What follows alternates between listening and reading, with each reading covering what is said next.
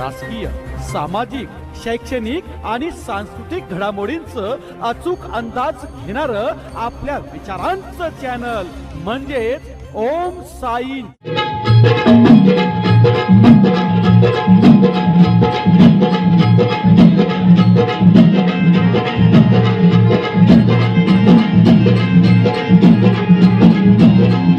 जय भवानी, जय शिवाजी, जय भवानी, जय Shivaji.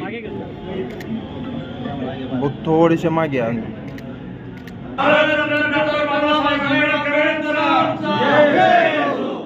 Bharat Ratna doctor Babasaheb आंबेडकरांचा जय हो, क्रांती ज्योतिबा फुलेंचा जय हो, छत्रपती शिवाजी महाराजांचा जय हो।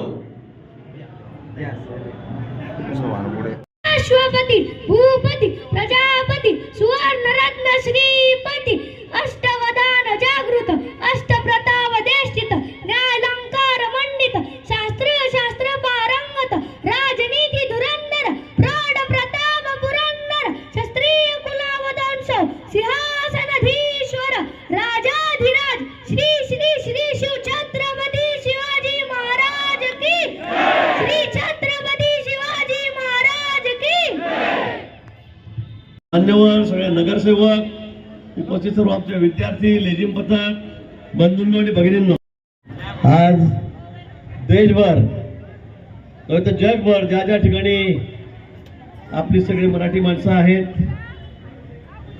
त्या आपल्या लाडक्या छत्रपती शिवाजी महाराजांची, लाडक्या राजांची जयंती साजरी करतायत। संपूर्ण राज्यात तर तरुणाईला उधाण आलेलं आहे। सर्व तरुणाई आज रस्त्यावर आहे। रात्री 12 वाजेपासून सर्व दूर जल्लोष सुरू आहे। सर्व वातावरण हे भगवमय या ठिकाणी झालेलं आहे। आणि आज आपण आपल्या गावामध्ये सुद्धा, आपल्या तालुक्यात राजाचा हा जन्मदिवस, जयंती या ठिकाणी साजरी करतोय। सर्व खेड्यापाड्यामध्ये, प्रत्येक खेड्यामध्ये आज हा उत्सव या ठिकाणी सुरू आहे। आपण अनेक ठिकाणी तालुक्यामध्ये या वर्षभरापासून, 2 वर्षापासून राजांचे पुतळे, आपण अश्वारूढ पुतळे उभे केलेले आहेत। जामनेर शहरातला हा पुतळा हा महाराष्ट्रात नाही तर देशभरामधला, श्री असोरमधला सर्वात मोठा पुतळा आहे। आपण गेल्याच वर्षी तेव्हा 1.5 वर्ष झालं असेल मला वाटतं, राजांना या ठिकाणी विराजमान केलं। बाबासाहेब आंबेडकर भारतरत्न, त्यांना सुद्धा अतिशय मोठा पुतळा त्या ठिकाणी पुढच्या चौकामध्ये त्या ठिकाणी आहे। गेल्या अनेक वर्षापासून जामनेर शहरामध्ये कुठलाही पुतळा नव्हता। पुतळा बसवला काही हरकत नव्हती, पण तो योग्य अशी जागा, त्यांच्या कर्तृत्वाला साजेशी अशी जागा या ठिकाणी मिळत नव्हती। आणि सुदैवाने किंवा दुर्दैवाने म्हणून इथलं मार्केट पडायला लागलं, ते गळायला लागलं, आणि ते केव्हा पडेल हे सांगता येत नव्हतं, आणि मग ते काढावं लागलं। निश्चित काही आमचे जे व्यापारी आहेत ते अनेक वर्षापासून त्या ठिकाणी होते, त्यांनाही वाईट वाटलं की आमची जागा जाते, पण त्यांची आपण व्यवस्था काय ती करू। पण ही जागा अतिशय मोक्याची आहे, अतिशय चौकातली आहे। प्रत्येक येणाऱ्या जाणाऱ्याला महाराजांचं दर्शन होईल, बाबासाहेबांचं दर्शन होईल, अशा या दोन्ही जागा या ठिकाणी होत्या। आणि त्याचा फायदा घेऊन आपण इथे जवळपास 10-12 कोटी रुपये खर्च करून या ठिकाणी अतिशय असं भव्य दिव्य महाराजांचं शिल्प, हा पुतळा या ठिकाणी आपण उभा केलेला आहे। याचा मनस्वी आनंद आपल्या सर्व जामनेरकरांना या ठिकाणी आहे। आता इकडे जाणाऱ्या प्रत्येक माणसाला महाराजांचं आणि बाबासाहेबांचं दर्शन घेतल्याशिवाय जाता येत नाही। अजूनही आपले अनेक स्वप्न आहेत, अनेक आपल्या कल्पना आहेत। महात्मा ज्योतिबा फुले आहेत, सावित्रीबाई फुले आहेत, त्याची सृष्टी आपल्याला तयार करायची आहे। कालच आपण सांगितलं आमच्या बंजारा समाजाच्या कार्यक्रमामध्ये वसंतराव नाईक असतील, त्या ठिकाणी सेवालालजी महाराज आहेत, त्यांचा पुतळा आहे। महाराणा प्रतापांचा पुतळा या चौकामध्ये त्याच्या कामाला आता सुरुवात झालेली आहे, तो आहे। अहिल्याबाई होळकर आहेत, त्यांचा पुतळा आपण या ठिकाणी उभा करतो। जे जे समाजाला आदर्श देणारे आहेत, पंढरपूरच्या दृष्टीने आपण रुक्माई विठ्ठल रुक्माईचा आपण एक चांगल्या प्रतिकृती त्या ठिकाणी उभी केलेली आहे, पोलीस स्टेशनच्या समोर, तहसील कचेरीच्या समोर।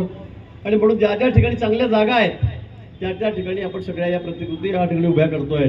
पण या मागचा हेतू असा नाही आहे की फक्त आपण पुतळे उभे करून दिले, झालं जयंती आल्या की फक्त तेवढ्यापुरते आलेत आणि आपलं काम संपलं, असं नाही आहे। तर या महापुरुषांनी जो मार्ग आपल्याला दाखवलेला आहे, जे काम त्यांनी या राज्यात केलेलं आहे, देशात केलेलं आहे, एक समाजाला एक दिशा दाखवण्याचं काम केलेलं आहे, त्या दिशेने आपल्याला जायचं आहे. महाराजांची जयंती मला माहिती आहे, संध्याकाळी जोरात कार्यक्रम आहे, डीजे गिजे मोठा सांगितलेला आहे. मामलेदार आहे का कोणता आहे? छत्रपती आहे. संध्याकाळी रात्री उधार येणार आहे तुमच्या तारुण्याला मला माहित आहे, पण जरा सांभाळून. महाराजांची जयंती आहे, नाही तर गेले इकडे मला टकोरा चला नाचा, उतरले इकडे चला परत. मला वाटतं धंदे बंद करा, हे अपेक्षितच नाहीये. महाराजांची जयंती असेल, बाबासाहेबांची जयंती असेल, अण्णाभाऊ साठेंची जयंती असेल, अण्णाभाऊचाही पुत्र आपल्याला उभा करायचा आहे, महाराणा प्रतापांची असेल, रामनवमी असेल, सगळ्या जयंत्या आपण आपल्या गावामध्ये असं एकही महाराजांची जयंती आपण साजरी करत नाही, सगळ्याची जयंत्या साजऱ्या करतो. पण माझी आपल्याला एक विनंती आहे, एकलव्याची जयंती पण साजरी केली, पण माझी आपल्याला विनंती आहे की या महापुरुषांनी आपल्याला असं कधी सांगितलं नाही की फक्त माऊली पोटात टाकल्यावर नाचा म्हणून, हे गरज नाही. तेवढी व्यसनमुक्त म्हणजे तेवढी व्यसनाधीन पिढी होत चाललेली आहे की आम्हालाही वाटतं की आपण काय करतोय. जयंती महाराजांची आहे, रामनवमी आहे, बाबासाहेबांची आहे, आपण गाणे कोणते वाजवतोय, कोणत्या गाण्यावर नाचतोय, याचे की तारतम्य नाही. आता मी सांगू शकत नाही ते, पण मला असं वाटतं की हे सगळं आपण थोडंसं पाहिलं पाहिजे, हा प्रोटोकॉल आपण पाहिला पाहिजे.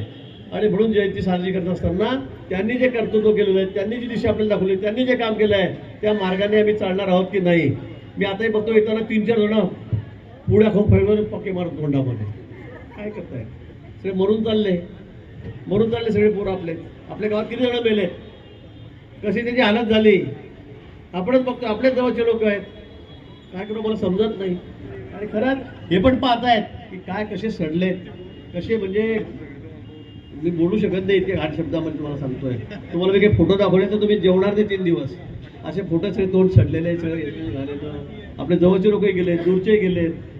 आज मला दवाखान्याचं माझं सगळ्यात मोठं काम आहे, पण या कामामध्ये माझं सगळ्यात जास्त मोठं काम काय आहे, टाटा हॉस्पिटलचं आहे. टाटा हॉस्पिटलमध्ये काय काम आहे,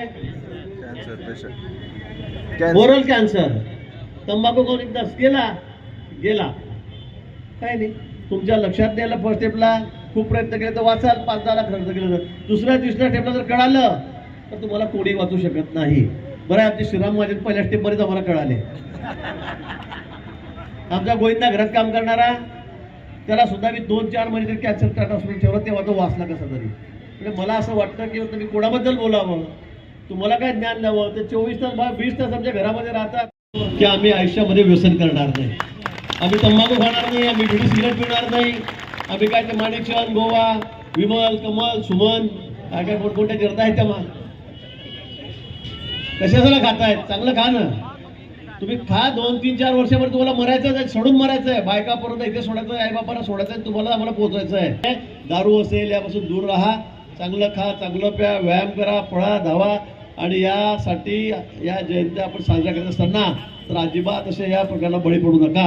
आणि म्हणून आज पुन्हा आपल्याला महाराजांच्या जयंतीच्या निमित्ताने मनापासून खूप खूप शुभेच्छा देतो.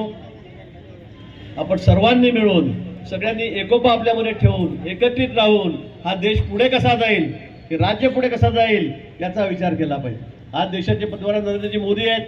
11 वर्षापूर्वी त्या देशाचे पंतप्रधान झालेत आणि 11 वर्षामध्ये किती करामत आपण केली, देश किती पुढे चाललेला आहे. मोदींनी सांगितलं की ज्यावेळेला आपण 100 वर्ष पार करू स्वातंत्र्याला 1947 मध्ये, आता 27 येईल, 20 वर्षांनी हा देश जगामध्ये 1 नंबरचा देश असला पाहिजे, 1 नंबरचा देश असला पाहिजे. हे कोणाच्या भरोशावर सांगतायत, या सगळ्या तरुणांच्या. तुम्ही देशाचं भविष्य आहात, पण तुम्ही जर असे तंबाखू खाऊन मरायला लागले, माणिकचंद, गोवा, तुम्ही दारू पिऊन गटारामध्ये लोळायला लागले, करायचं काय. आपला देश जगामध्ये सगळ्यात तरुण आहे. 15, 18, 17 ते 25 वयोगटामध्ये तरुण सगळ्यात जास्त जगामध्ये आपल्याकडे आहेत. पण उपयोग काय, ही तरुणाई जर अशा पद्धतीने नुसती गटारात लोळत असेल, तंबाखू खाऊन मरत असेल, तर मला वाटतं मित्र या देशाचं भविष्य कसं चांगलं असेल. आणि म्हणून या निमित्ताने आज आपण पुन्हा संकल्प करूया की अतिशय तरुणबाण कार्यकर्त्यांची पिढी आम्ही निर्माण करू, व्यसनमुक्त पिढी आम्ही निर्माण करू. आणि या देशाच्या स्वातंत्र्यासाठी, या देशाला बलशाली करण्यासाठी, या देशाला महाशक्ती करण्यासाठी आमचं जे योगदान असेल ते आम्ही निश्चित या ठिकाणी देऊ. हा संकल्प आम्ही आज या प्रसंगी करूया. पुन्हा आपण अतिशय उत्साहामध्ये या ठिकाणी आलात. आज तालुक्यावर सगळ्या मोटरसायकल या ठिकाणी आहेत, कार्यकर्ते या ठिकाणी आहेत, कागडा वेगळा कार्यक्रम आपण या ठिकाणी ठेवलेला आहे. आणि मी तालुक्यावर सांगितलेलं आहे, 250 खेडे आहेत, अनेक ठिकाणी आपण शिवाजी महाराजांचे पुतळे बसवलेत. 2 लाख, 2.5 लाख, 3 लाख, 5 लाखाचे पुतळे आपण त्या ठिकाणी बसवले. मी सांगितलं गेल्या वर्षीपासून 2 वर्षापासून सांगितलंय, प्रत्येक खेड्यामध्ये प्रत्येक गावामध्ये शिवाजी महाराजांचा पुतळा असला पाहिजे, असलाच पाहिजे.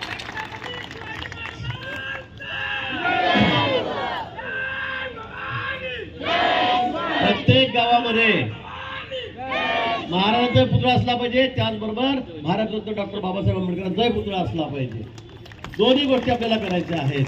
आणि म्हणून त्यासाठी लागणारा जो खर्च असेल, त्यासाठी जो लागणारा खर्च मी सांगितलं, कुठे वर्गणी मागू नका, तो सगळा खर्च मी करेल, CSR मधून करेल, कुठून करेल, काय करेल.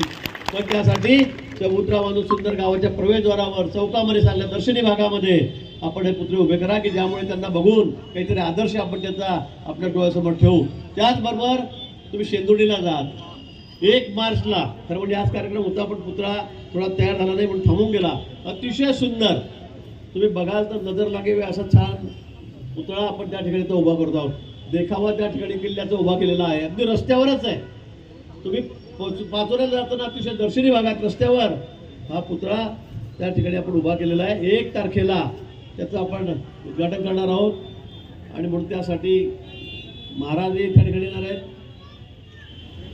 उदयनराजेंना मी त्या ठिकाणी विनंती केलेली आहे, किंवा आपले सार्वजनिक बांधकाम खात्याचे मंत्री नांदेड भोसले साहेब ते या ठिकाणी येणार आहे. आपण सर्वांनी 1 तारखेला त्या कार्यक्रमाला त्या ठिकाणी यावं अशी विनंती मी करतो. पुन्हा शिवजयंतीच्या निमित्तानं मनापासून आपल्याला खूप खूप शुभेच्छा देतो आणि थांबतो. जय हिंद, जय महाराष्ट्र, जय श्रीराम. भाऊ धन्यवाद. छत्रपती शिवाजी महाराज की जय. कुळवारी भूषण बहुजन प्रतिपाल छत्रपती शिवाजी महाराज की, डॉक्टर बाबासाहेब आंबेडकरांचा, राष्ट्रपिता महात्मा ज्योतिबा फुलेंचा, अण्णाभाऊ साठेंचा,